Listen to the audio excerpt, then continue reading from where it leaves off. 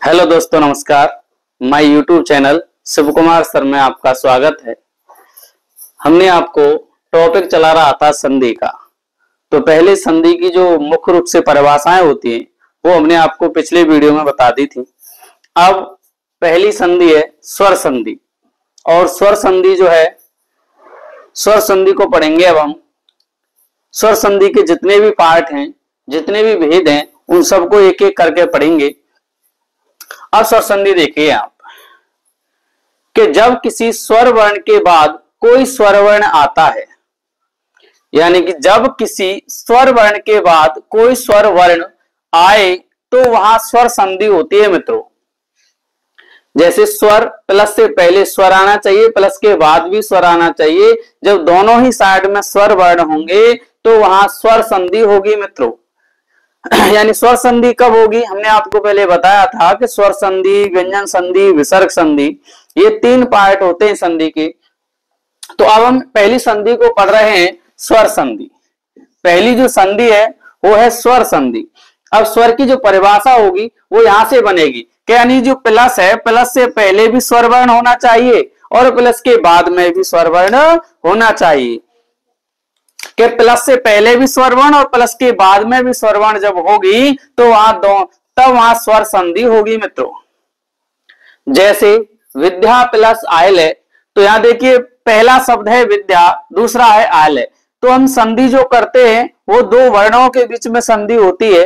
यानी कि प्लस से जो पहले वाला शब्द है वो देखिए क्या है, आ है, और प्लस के जो बाद वाला शब्द है वो भी क्या है, देखो आ है। यानी जब धा धनुष को हम हलंत करेंगे तो इसमें से बड़ा आ निकला, इधर आले से ये आ निकला बड़ा। तो प्लस से पहले भी आ है, प्लस के बाद में आ है, और ये आ का मतलब ये स्वर वर्ण है कि प्लस से पहले भी स्वर वर्ण है और प्लस के बाद भी स्वर वर्ण है। इसका मतलब जब दोनों साइड स्वर वर्ण है तो हमारी कौन सी संधि होगी मित्रों, तो हमारी स्वर संधि होगी। यानी इधर से प्लस से पहले भी स्वर वर्ण है, प्लस के बाद भी स्वर वर्ण है, तो हमारी स्वर संधि हो गई। जिस प्रकार से एक और उदाहरण देखिए, जैसे हम कहते हैं गड प्लस ईस, गड प्लस ईस। तो इधर देखिए कि प्लस से पहले इसमें क्या है, आ है मित्रों, क्या है, आ, और इधर क्या है, बड़ी ई है। तो इधर भी क्या है, प्लस से पहले आ है, प्लस के बाद ई है, इधर ये आ भी स्वर है, इधर ये ई भी स्वर है। यानी जब दोनों ही साइड में स्वर आ गया, इधर तुम्हारा जब इसको हलंत करेंगे तो ये आ निकल गया, इधर से ये आ गया, सा सलगम इधर हो गया। तो आ के बाद जब ई आ रहा है, कहने का मतलब इधर स्वर वर्ण है और इधर भी जब स्वर वर्ण है, तो फिर हमारी कौन सी संधि हो गई, हमारी स्वर संधि हो गई मित्रों। कौन सी संधि हो गई, स्वर संधि हो गई। तो यह है स्वर संधि का ऊपरी जो परिभाषाएं हैं। स्वर संधि किसे कहते हैं, कैसे होगी स्वर संधि। तो स्वर संधि को हम पहचानेंगे कि यानी प्लस से पहले भी स्वर वर्ण आना चाहिए और प्लस के बाद भी स्वर वर्ण आना चाहिए, कि यानी जब दोनों ही साइड में स्वर वर्ण आएंगे तो हमारी वहां स्वर संधि होगी। अब बात आती है कि संधि के प्रकार, यानी जो स्वर संधि होती है वो कितने प्रकार की होती है। स्वर संधि कितने प्रकार की होती है मित्रों, देखिए बात आती है स्वर संधि के प्रकार की। प्रकार, स्वर संधि निम्न प्रकार की होती है। स्वर संधि निम्न प्रकार की होती है, यानी जो हमारे सिलेबस के अकॉर्डिंग जो पार्ट होंगे हम उनको पढ़ लेंगे। तो स्वर संधि निम्न प्रकार की होती है। वैसे दीर्घ संधि भी पढ़ते हैं हम। कौन सी संधि पढ़ते हैं, दीर्घ संधि भी पढ़ते हैं, और ये देखिए गुण संधि भी पढ़ते हैं, और वृद्धि संधि भी पढ़ते हैं, ये प्रकार हैं। और अयादि संधि भी पढ़ते हैं, ये भी स्वर संधि में ही आती है। यण संधि भी पढ़ते हैं, यण संधि भी पढ़ते हैं। उसके बाद हम पूर्व रूप संधि भी पढ़ते हैं, उसके बाद हम पररूप संधि भी पढ़ते हैं। पररूप यानी इस प्रकार से हम संधियां पढ़ते हैं।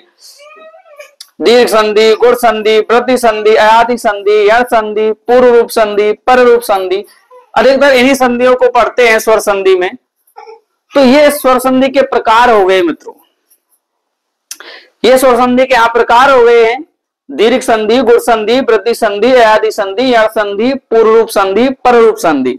अब इन एक एक संधि को हम पढ़ते हैं, यानी दीर्घ संधि, गुण संधि, वृद्धि, अयादि, यण, पूर्व, पर, एक एक का सबका विश्लेषण करके बताएंगे आपको। तो ये ऊपरी भाग हो गया संधि का, स्वर संधि का। दोबारा एक बार फिर देखेंगे कि जब किसी स्वर वर्ण के बाद कोई स्वर वर्ण आता है, इसकी परिभाषा होगी कि जब किसी स्वर वर्ण के बाद कोई स्वर वर्ण आता है तो वहां स्वर संधि होती है। यानी प्लस से पहले भी हमें देखना है स्वर वर्ण होना चाहिए, कोई भी स्वर हो। हमारे संस्कृत में स्वर होते हैं मूल रूप से 9 स्वर होते हैं। पिछले पार्ट में आपने देखा होगा, मैंने माहेश्वर सूत्र जब कराए थे तो आपको बताया था कि यानी कि स्वर होते हैं हमारे मूल रूप से 9 होते हैं। वैसे हम 4 दीर्घ स्वरों को और मिला देते हैं उसमें तो 13 हो जाते हैं। तो उन 13 स्वरों में से कोई सा भी प्लस से पहले आ जा और कोई सा भी प्लस के बाद आ जा। यानी आ, ई, उ, री, लिरी 5 ह्रस्व स्वर हो गए, 8 दीर्घ स्वर हो गए, बड़ा आ, बड़ी ई, बड़ा उ, बड़ी री, ए, ओ, आई, औ। यानी इनमें से कोई भी स्वर इधर आ जा और कोई भी स्वर इधर आ जा। यानी जब प्लस से पहले स्वर आएगा और प्लस के बाद में जब स्वर आएगा तो वहां पर स्वर संधि होगी। ये देखिए मैंने आपको बताया था पहले कि आ, ई, उ, री और लिरी, ये जो है ये कौन से स्वर हैं? ये ह्रस्व स्वर हैं हमारे, ह्रस्व स्वर। और फिर बड़ा आ, बड़ी ई, बड़ा उ, बड़ी री, है ना, ए, ओ, आई, औ। ये जो है ये 8, ये हो गए 8, ये हमारे दीर्घ स्वर हैं। कौन से स्वर हो गए? दीर्घ स्वर हो गए।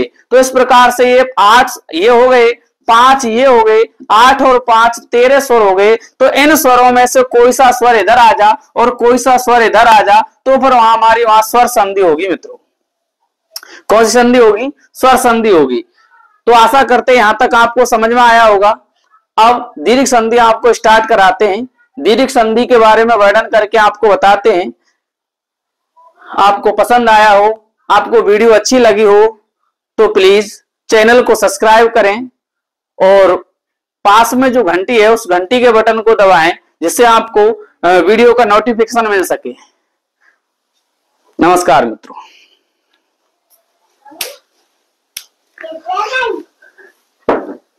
बनाएंगे